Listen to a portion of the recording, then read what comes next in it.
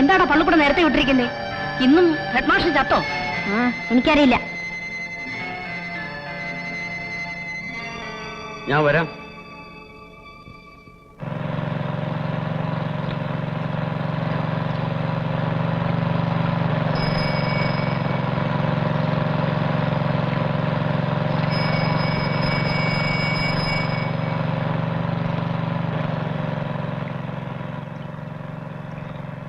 പിടിച്ചോ, ഇനി നീ പിടിക്കോ.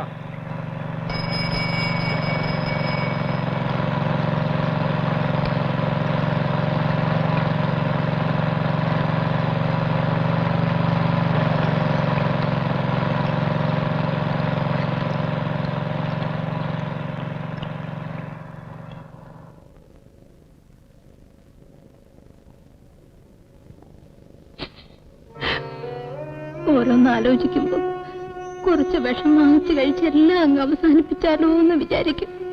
വാസുവിനാണെങ്കിൽ ബോധമില്ല, നിന്റെ അനിയത്തിപ്പണിനാണെങ്കിൽ മുന്നും പിന്നുമില്ല. നിന്റെ പാടെ എനിക്കറിയാം കമലാക്ഷി. തലയിൽ എഴുതിയത് അനുഭവിക്കാതെ നിൽക്കൂ. നീ അങ്ങനെ സമാധാനിക്കും, അല്ലാതെ ഇപ്പൊ എന്ത് ചെയ്യാൻ പറ്റും? എന്നാലും ഇങ്ങനൊരു തലയിലെടുത്ത് ഒരു പെണ്ണിനും ഉണ്ടാകാതിരിക്കട്ടെ. താലി കെട്ടി അന്ന് തുടങ്ങിയതാ ഈ കണ്ണീർ.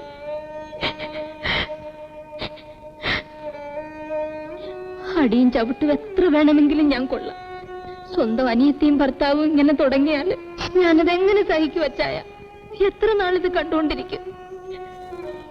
എന്നെ എന്റെ മോനെ എങ്ങനെയെങ്കിലും ഒന്ന് രക്ഷിക്കച്ചായ. ഞാനും എന്റെ മോനും രണ്ട് താറാവുകളെ പോലെ അതുങ്ങളുടെ കൂടെ കഴിഞ്ഞോളാം. കരയാതെ പോയി, എല്ലാത്തിനും ഒരു വഴി കാണും. എന്നായാലും വാസുവിനൊരു നല്ല ബുദ്ധി വരാതിരിക്കയില്ല. അതുവരെ നീ സമാധാനമായിരിക്കും.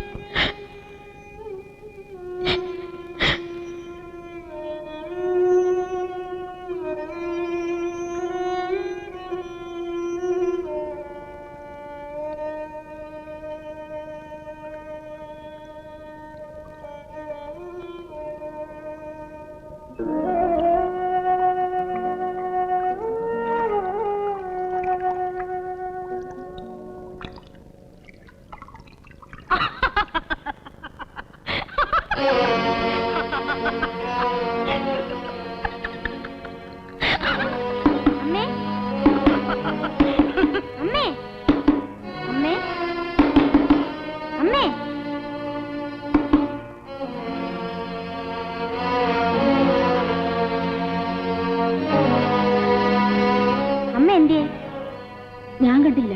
കുളിക്കാൻ പോകുന്നു പറഞ്ഞ് തുണി എടുത്തോണ്ട് പോകുന്നുണ്ട്.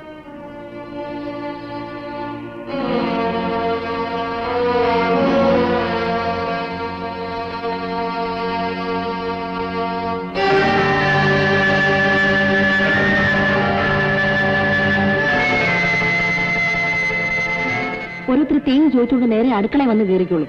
നിന്റെ അച്ഛൻ ഇങ്ങനെയുള്ളവരെയൊക്കെ വിളിച്ചു കയറ്റുന്നത്. ഇന്ന് അങ്ങനെ വരട്ടെ.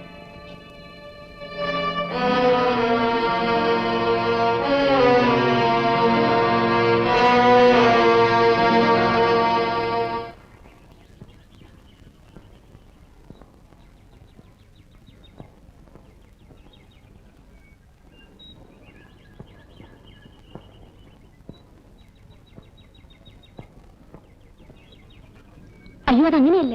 ഇങ്ങനെ ഞാൻ കാണിച്ചു.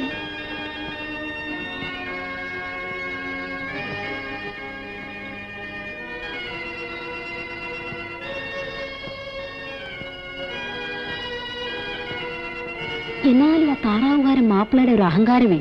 വീട് കത്തിക്കാനെന്നും പറഞ്ഞ് നേരെ അടുക്കളയിലോട്ടൊരു വരവ്.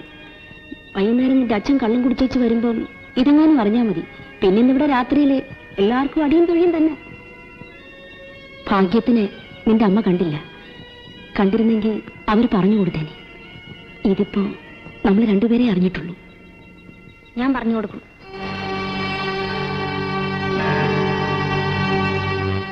പറയില്ലേ മോനെ, ഇളയമ്മ അച്ഛൻ അടിച്ചു കൊല്ലും. അച്ഛൻ വരുമ്പോ ഞാൻ പറഞ്ഞു കൊടുക്കും. കമലാക്ഷി,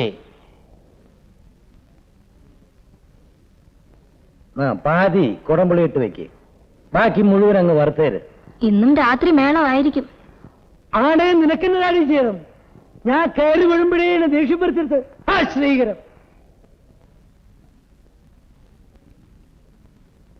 നീ പറയൂ. ഞാൻ പറയും.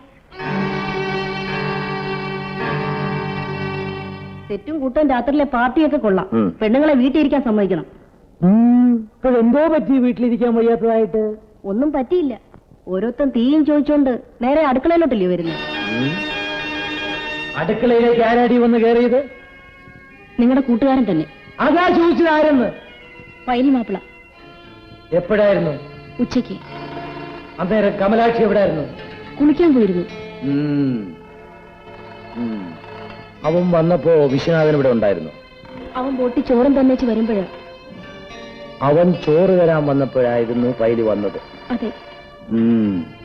എന്നിട്ട് പൈലി എന്തോ ചെയ്തു? എന്റെ കൈ കയറി പിടിച്ചു.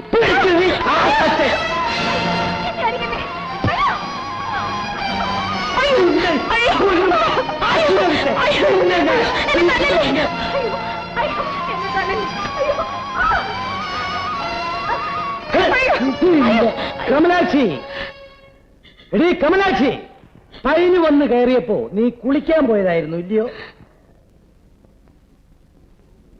എവളിവിടെ തനിച്ചേ ഉള്ളെന്ന് അറിഞ്ഞുകൊണ്ടാ നീ കുളിക്കാൻ പോയത് ഇല്ലയോ?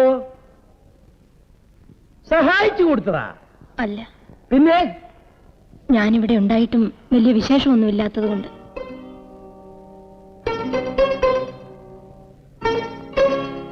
അവൾക്ക് എന്നെ പേടിയുണ്ടാവണേല്. ഉണ്ടാവണേല്? അത് നിങ്ങൾ നേരത്തെ കരുതണമായിരുന്നു. ഇല്ല